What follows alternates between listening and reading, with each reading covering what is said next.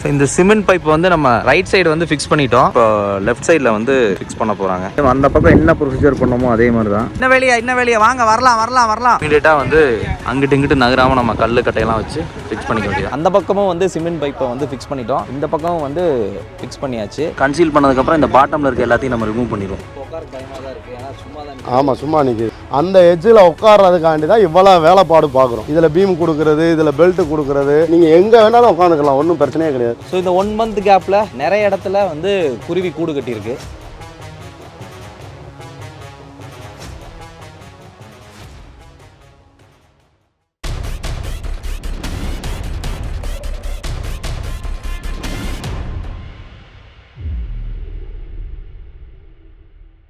So ஜேசிபியில் வந்து அதை தூக்க முடியாது, கிரேன் கொண்டு வந்துட்டோம். கிரேன் வழியாக தான் வந்து இதை ஃபிக்ஸ் பண்ண போகிறோம். ஸோ இது எப்படி உட்காதுங்கிறத பார்த்துட்டு அடுத்த செக்ஷன் போய் பார்ப்போம். அதாவது இன்னொரு டவுட் இருக்கும், இங்கே வந்து இந்த இடத்துல உட்காரலாம், இல்லை எப்படி வேணாலும் உட்காரலாம். உட்காருக்கு பயமாக தான் இருக்குது, ஏன்னா சும்மா தான். ஆமாம், சும்மா நிற்கிது. அந்த எட்ஜில் உட்காரும் போதுமே பயப்படாமல் தாராளமாக உட்காரலாம். அந்த எட்ஜில் உட்கார்றதுக்காண்டி தான் இவ்வளோ வேலைப்பாடு பார்க்குறோம். இதில் பீம் கொடுக்குறது, இதில் பெல்ட் கொடுக்குறது, அதுக்கு மேலே இதில் 5 அடி செவர், கோம்ப செவர் போடுறது, அதுக்கப்புறம் இந்த கோம்ப செவர் வந்து டேப்பர் அடிக்கிறது, அந்தோட லோடு இந்த லோடு எல்லாமே அமைக்கிறோம். அமுக்கும் போது எந்த இதுவுமே தூக்கி மல்லாத்த முடியும். நீங்கள் எங்கே வேணாலும் உட்காந்துக்கலாம், ஒன்றும் பிரச்சனையே கிடையாது. இது என்ன ஐடியாலஜினா, இதோட வெயிட் வந்து ஒரு 1200 கிலோ இருக்குமா. இதுக்குள்ளே நம்ம உட்காரும் போது நம்ம வெயிட் மேக்ஸிமம் 100 இருக்கும், மேக்ஸிமம் ஒரு 120 இருக்கும், ரொம்ப குண்டான ஆள் வந்தாலுமே.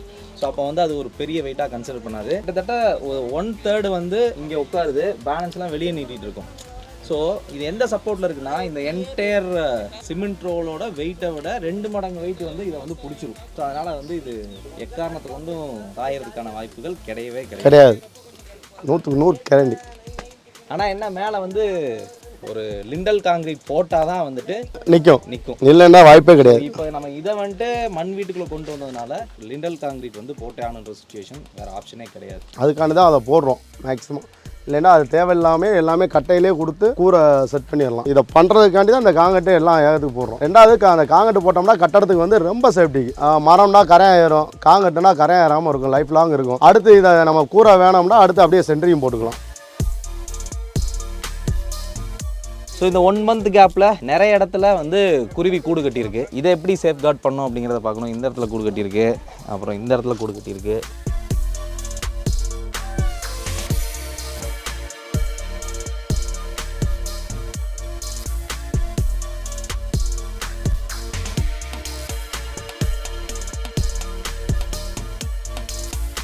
ஸோ இந்த சிமெண்ட் பைப் வந்து நம்ம ரைட் சைடு வந்து ஃபிக்ஸ் பண்ணிட்டோம். இப்போ லெஃப்ட் சைடில் வந்து ஃபிக்ஸ் பண்ண போகிறாங்க.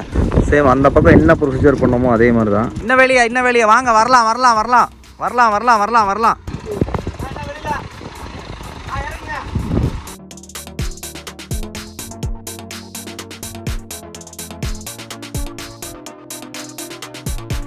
ஸோ நம்ம ப்ராப்பராக மட்டம் பண்ணி ஆல்ரெடி வந்து அங்கே மார்க் பண்ணியிருக்காங்க எந்த இடத்துல வந்து ஃபிக்ஸ் பண்ணணும் அப்படின்ட்டு. அதுக்கேற்றாப்புல அலைன் மட்டும் பண்ணுவாங்க. இறங்க கரெக்டாக அலைன் பண்ணுவாங்க.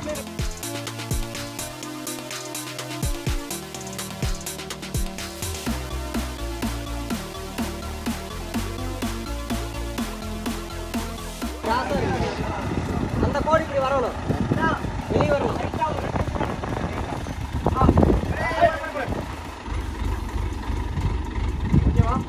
இல்ல மறுபடியும் அந்த சைடு உள்ள வந்து அண்ணா தூக்குங்கண்ணா, திரும்ப அந்த சைடு மட்டும் லைட்டா தூக்கி, அந்த சைடு மட்டும் லைட்டா தள்ளுங்க. ஒரு இன்ச் லைட்டா.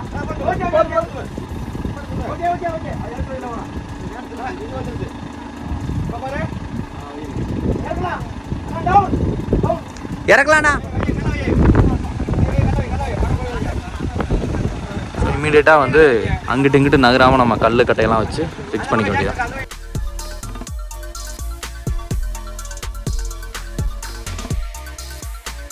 இப்போ இந்த செவுத்துக்கு இந்த பக்கம் பார்த்தீங்கன்னா கிட்டத்தட்ட ஒரு 2 அடி வெளியே எப்படி தான் நீட்டிகிட்டு இருக்கும். இவ்வளோ வெயிட்டை வந்து எப்படி நம்ம கன்சீல் பண்ணி இந்த மண் வீட்டில் அரெஸ்ட் பண்ணுறோம் அப்படிங்கிறது தான் மேட்ரு. கன்சீல் பண்ணதுக்கப்புறம் இந்த பாட்டமில் இருக்க எல்லாத்தையும் நம்ம ரிமூவ் பண்ணிடுவோம். பாட்டமில் இருக்க சப்போர்ட்டை வந்து ரிமூவ் பண்ணிடுவோம். இது வந்து இப்படி அந்த இடத்துல நீட்டிட்டு தான் இருக்கும். அந்த பக்கமும் வந்து சிமெண்ட் பைப்பை வந்து ஃபிக்ஸ் பண்ணிட்டோம், இந்த பக்கமும் வந்து ஃபிக்ஸ் பண்ணியாச்சு. இதை வந்து அடுத்து கன்சீல் பண்ணுறது மட்டும் தான் வந்து ப்ராசஸ். இப்போ இது வந்து இந்த கீழே இருக்க அந்த 4 செங்கல் சப்போர்ட்டில் மட்டும் தான் நிற்குது. ஸோ இமீடியட்டாக வந்து ஒர்க் ஸ்டார்ட் பண்ணி கம்ப்ளீட்டாக வந்து கவர் பண்ணிவிடுவாங்க.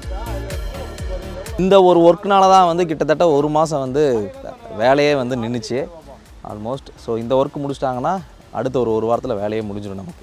ஜன்னல் வந்து ஸ்கொயராக இல்லாமல் ரவுண்டாக இருந்தால் எப்படி இருக்கும் அப்படின்னு யோசிச்சதோட விளைவு தான் இது. ஸோ இதோட அவுட்புட் எப்படி வரும் அப்படிங்கிறது வந்து கம்ப்ளீட்டாக ஒர்க் முடிஞ்சால் மட்டும் தான் தெரியும். 2 இன்ஜினியர் இருக்காங்க, 2 பில்டிங் கான்ட்ராக்டர் இருக்காங்க. ஸோ அவர் வந்து மாமா, இவரும் மாமா தான், 2 பேரும் மதுரையிலேருந்து வந்திருக்காங்க. ஸோ இது வந்து எங்களுக்கு வந்து ரொம்ப இம்பார்ட்டன்ட் ஒர்க் அப்படிங்கிறதுனால அவரோட சப்போர்ட்டும் தேவைப்பட்டது. ஏன்னா அவங்களோட அனுபவம் வந்து நமக்கு தேவை. இந்த என்டையர் ஸ்ட்ரக்சருக்கு வந்து ஆர்கிடெக்ட் யாரும் கிடையாது, டிசைனர் யாரும் கிடையாது. நானும் என் ஃப்ரெண்ட்ஸும் எங்களுக்குள்ளே டிஸ்கஸ் பண்ணி உருவாக்கிட்டு இருக்க ஒரு விஷயம் தான் இது.